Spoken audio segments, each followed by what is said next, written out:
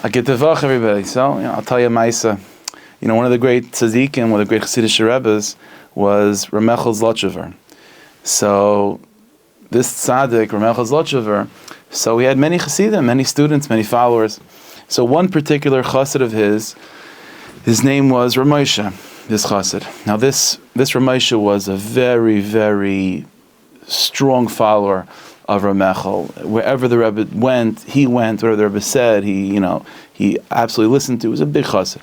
Now this Ramosha, though, had a business partner, Reb Gershon. Now this Reb Gershon was a fine Jew, but not a chassid. Not a chassid at all, certainly not of Ramechel Zlotchever.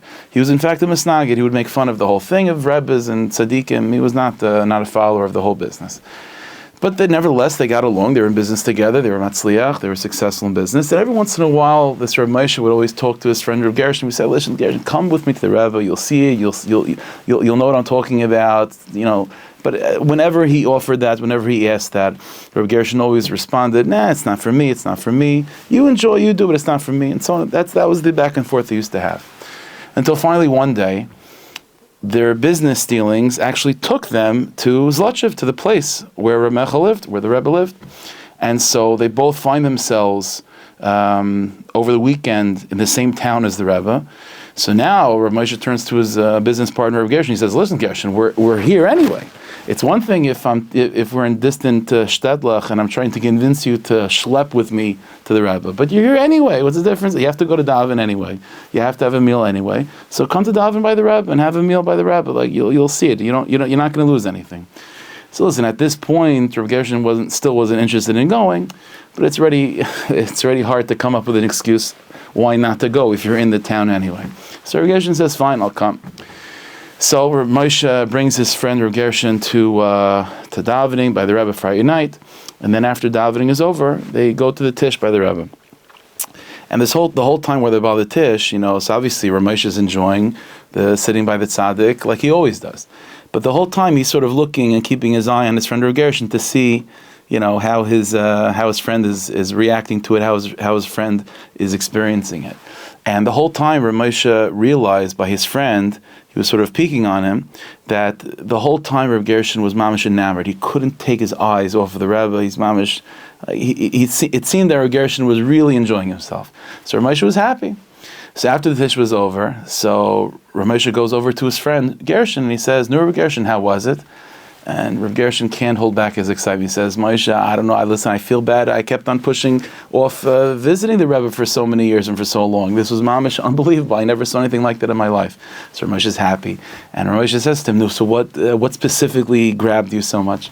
So Rav Gershon says, "I'll tell you, everything was beautiful. The davening was amazing. The zmiros were beautiful. The Torah was gewaldic. But what really grabbed me more than anything else," Moshe says, "What was it?" So Rav Gershon says, "It was how the Rebbe ate. How the Rebbe ate.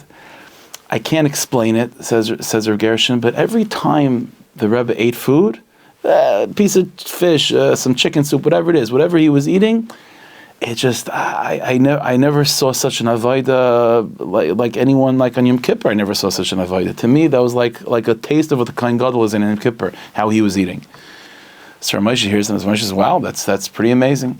Now, meanwhile, when Rav Moshe hears that, there's a thought that comes in the back of his mind, which is, like, I never noticed that. I enjoy the Rebbe. I'm a chassid, I'm a very deep chassid, and I never saw in such clear, palpable ways the avodah and the kedusha emanating off the Rebbe while he's eating.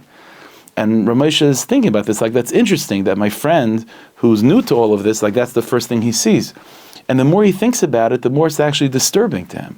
Like, why is it that he was never zeicha to see, like, the avodah, like, pop off the experience of the Rebbe eating? Ad kedei kach, that was bothering him so much that he actually wanted to talk to the Rebbe about it. So after Shabbos was over, before they were about to leave to go back home, so he tells the Gabbai that he wants to be, if he can't, has a few minutes with the Rebbe. So they arrange it, and Rav Moshe goes into the Rebbe, and he tells the Rebbe what happened, that he brought his friend, his business partner, to the Tish, and so on, and his friend saw the avodah the Rebbe eating, and he was mamish enamored by it. And so Rav Moshe says, and it's bothering me, like, why I never noticed that? Like, what is it? Why was the avodah of the Rebbe's eating revealed to my business partner Gershon, but wasn't revealed to me? So the Rebbe turns to Ramesha with a smile and he says, listen, for someone that's not one of my followers, for someone that's not a Chusid, in order for him to believe in Tzadikim, he has to be shown Avodah. He has to be shown big things.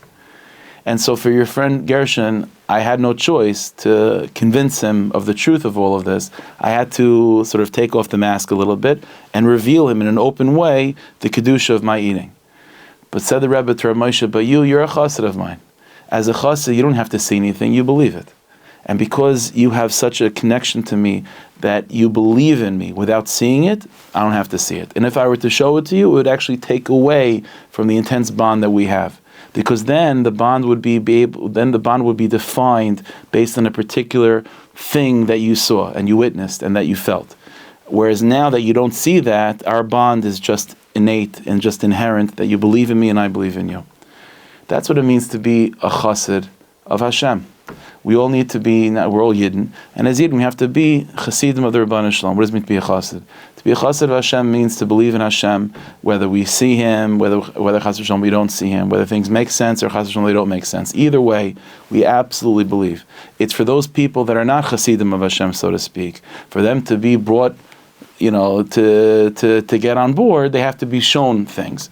But for Yidden, we don't have to be shown anything. Adarab, a Jewish heart and a Jewish soul believes with absolute simple faith that there's a God in heaven and He loves us and He's protecting us and watching us and He's in our entire existence as Hashem.